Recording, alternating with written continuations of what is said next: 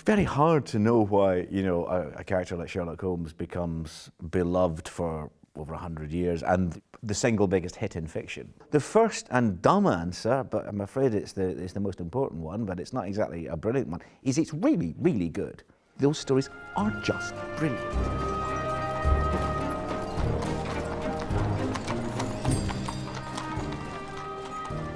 Modern American and British and Scandinavian television tells us very clearly we like our heroes flawed, and even in Victorian times it seems they like their heroes flawed. So he's better than any of us can ever be, but also there is something, I guess, relatable about him as well. This is a man who's sort of extraordinary in Sherlock Holmes, somebody who is peculiar in his movements, his mood swings, his habits, his abilities, his strengths and weaknesses. So all of that is there, but Doyle had this fantastic framing device, which is this other extraordinarily important character, Dr. Watson. And I think the relationship, this kind of very peculiar chalk and cheese partnership between a man who's seen military service and this sort of cold reptilian at times, but also there is, beneath all that cold blood, there is a beating warm heart. Yeah, I think that plays a very key element to the enduring appeal. As it celebrates reason and distance and aloofness, it also celebrates friendship. We love friendship too.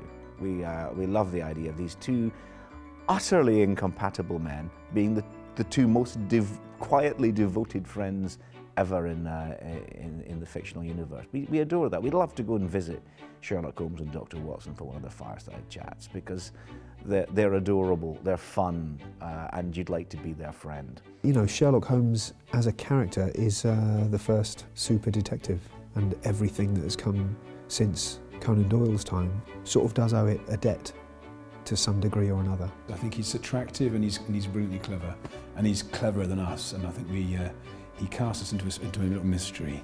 We jump in and then he leads us out again, and I think we kind of, that just seems to delight us. The sheer idea that the great detective is also a bit of a freak, that's what Doyle came up with.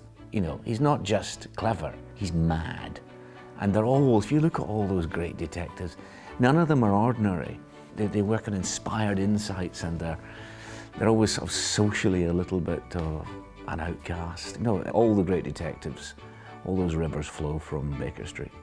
Come, Watson, come. The game is afoot. Well, Holmes, surely you must have some theory.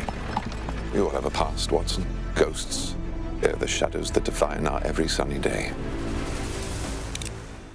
If they were playing chess or whatever, Cluedo, I think Sherlock would win. Well, I think it would be Mycroft, and Sherlock would hate that.